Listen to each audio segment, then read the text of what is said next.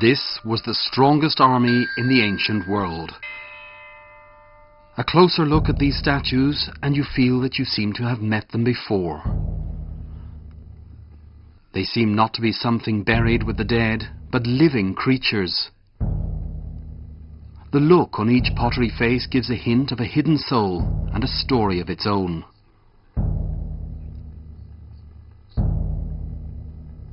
However, the historical books have not put the common people on record. Time and tide have faded out the impressions of the rank and file.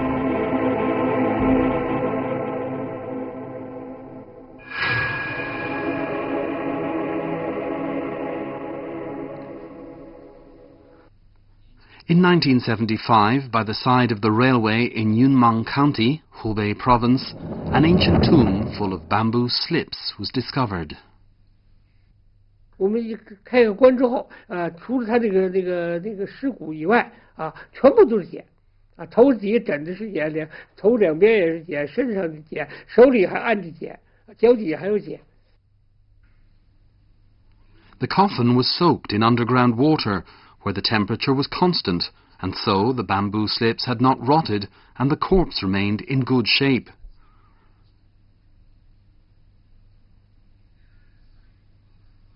What is written on most of the bamboo slips are legal articles of the state of Qin. However, a small part of the bamboo slips reveals something like an autobiography which gives a brief record of someone's life. This man had the name Xi. Mr. Li Xueqin, a historian, showed great interest in the life of this unimportant person. He believed that Yunnan County, at the time when Xi was alive, was already included in the Qin's expanding territory. 他是个秦人，可能从秦那边过来的，可是他呢，应该说呢是当地长大的，因为这个时候秦呢，到了这个地区已经有一段时间了。Due to the fact that contemporary Chinese writing is developed from the Qin characters, Chinese people today are mostly able to read the Qin bamboo slips of more than 2,000 years ago. The slips read that Xi was born in the morning when the roosters crowed in the 45th year under the reign of King Zhao of Qin. That means Xi was 2 years older than the first emperor of Qin. 2 years later, when Xi's brother Gan was born, the Qin army was fighting Zhao at Changping. That was the fiercest battle in the world at that time. War at that time marked the everyday existence of the common people's life in the state of Qin.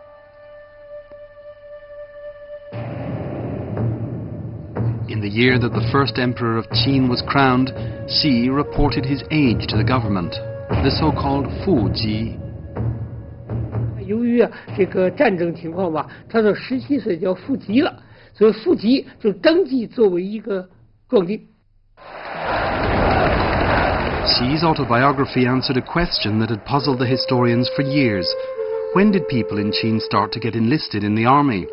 Xi reported to the government when he was 17. It seems that people in Qin came of age at 17. After the report, the government could call and send men like Xi to go to war any time.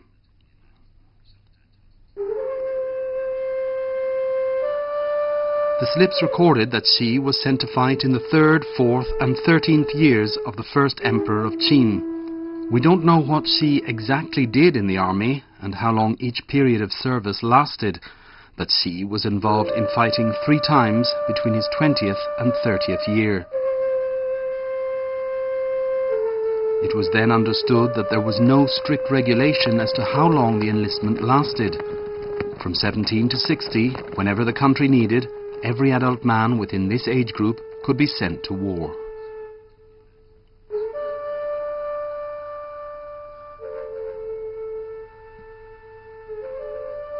The 3 battles Xi took part in were possibly small in scale. Xi wrote in his autobiography a year before the Qin army launched the Unification War that all men generally registered their ages with the government. The historians discovered in amazement the same records of the year in the historical records written by Sima Qian, which says that that was the year when the Qin dynasty ordered every adult male to have his age registered. It seems that both common people and great historians put particular emphasis on the age of registration. In fact, this census was carried out on the order of Emperor Qin and was to prepare for the large-scale battles to unify the country. During the 10 years of war for unification, the Qin dynasty maneuvered approximately 1 million soldiers. The population of Qin was around 5 million. That is to say, 1 out of every 5 people was a soldier. This ratio has always puzzled historians, and Xi's experience could possibly give an explanation.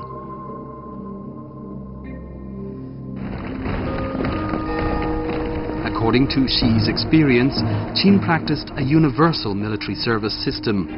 When war broke out, every man should be available unconditionally for the country. It's assumed that most of the men in Qin had the same experience as Xi. In order to launch the unprecedented war for unification, Emperor Qin recruited almost half of the men of military age in the country. Only in this way could he build up a huge army of 1 million soldiers.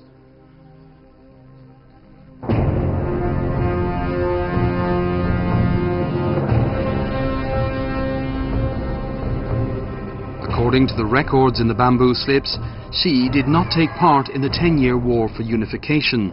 He became a legal secretary to the county magistrate. He probably served there till the end of his life. His autobiography abruptly stopped in the 30th year of Emperor Qin's reign. 我们从简上来看，到秦始皇30年的时候，大概他就死了。那时候他是46岁，还很年轻。 Examining the bones in the coffin, physicians confirmed the fact that the man was around 45 years old. These, then, were the remains of Xi. He was a cautious and conscientious local official, and he copied great quantities of legal documents. At the same time, he wrote his autobiography. It was due to this autobiography that we came to know the life of Qin soldiers over 2,000 years ago.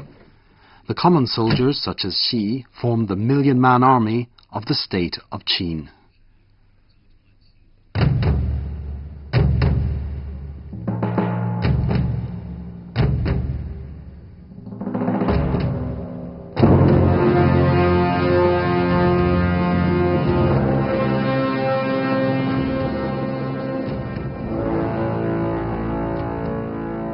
In the West, Alexander the Great had an army of 50,000 men. The Roman army had just several 100,000 men during its most prosperous period. At the time of the agricultural civilizations, military force was limited in scale, and one of the important reasons was the impossibility of producing enough food. It was only the state of Qin in ancient times that was able to maneuver an army of 1 million men and fight for years continuously.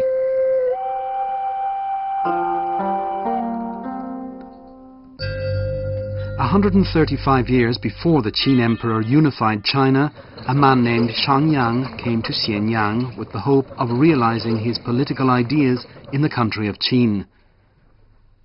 Shangyang's suggestions for governing the country greatly influenced the Qin king.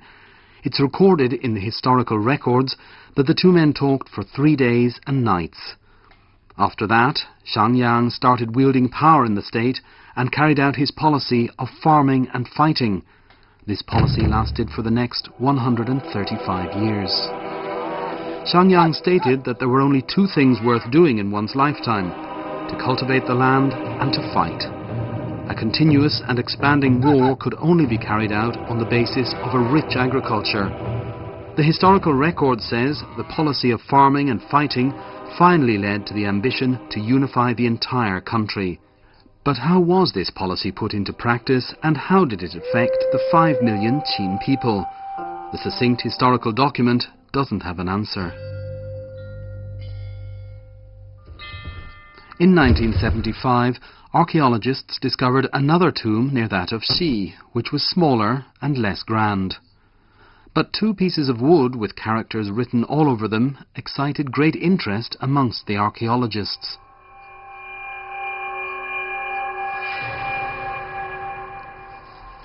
They discovered from the scripts that the tomb belonged to an ordinary Qin person who lived during the late Warring States period. The 2 pieces of wood were in fact letters to a family, At that time, paper had not yet been invented, so the letters were written on wooden slips like these, about 20 centimetres long. These are the earliest family letters discovered by archaeologists. Now, who wrote these letters over 2,000 years ago? 目睹这个里面的这个写信的两个人，现在看起来可能是兄弟两个，一个叫黑夫，一个叫金。 During the late years of the Warring States period, Chinese society was in unrest. Why were the two brothers away from their family? He Fu, in his letter, said there were rebels in Huaiyang County and they were sent there to fight. Referring to the historical documentation of that time, specialists discovered that the war in Huaiyang took place at the time when Qin conquered the state of Chu. The two brothers were amongst the rank and file of Qin soldiers, fighting against Chu for the unification of the country. 信的内容呢，基本就讲这兄弟两个呢是参加了军队了，而且呢，这个战争呢是连年的，不是只打了很短时间，而是打了一个比较长的时间。 In 223 BC, the war for unification launched by Qin was drawing to an end. Of the 6 states, there were 2 left unconquered. Chu was the strongest and most stubborn opponent of Qin. According to the historical records by Sima Qian, General Wang Jian led a Qin army of 600,000 men and fought for 2 years before Chu was conquered. The experts discovered that He Fu and Jing had written in their letters to the family about their life in the army which was attacking Chu. They asked their family for money and clothes. Jing seemed to be in an urgent hurry. He wrote that if his mother failed to send him money in time, he couldn't possibly survive. 钱不够用了，他借别人钱啊，借一个叫元帛的钱啊，那么这样的话用别人钱了，那么这样的话希望他的母亲给他送钱。 He Fu was waiting for clothes from his mother as soon as possible. If it was more expensive there, he would expect more money so that he could buy cloth and make clothes for the summer. 可能出去的时候以为时间不长，那么穿的还是比较厚的衣服。现在天热了，他没有衣服了啊，希望家里给他送衣服。 These were just ordinary family correspondence. However, they revealed very important facts. Judging by the need for money and clothes from home, the Qin soldiers possibly got no provisions or pay from the army and had to rely on their families for their daily expenses and clothes. Did the families then also support the soldiers with their grain ration? There was no mention of this in the correspondence.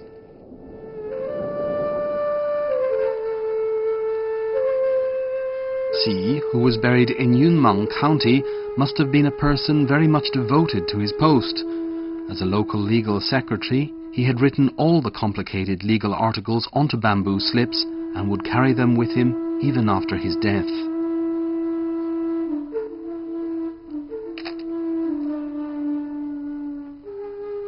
Researchers carefully studied the bamboo slips. In Chinese history, Qin is noted for its strict laws. However, the actual contents of the Qin laws were hardly to be found in historical records. In 1975, the more than 1,000 pieces of bamboo slips before the specialists clearly recorded all the legal regulations of the Qin. These are among the contents on the bamboo slips. Fraudulent applications and claims for grain rations by soldiers were not allowed.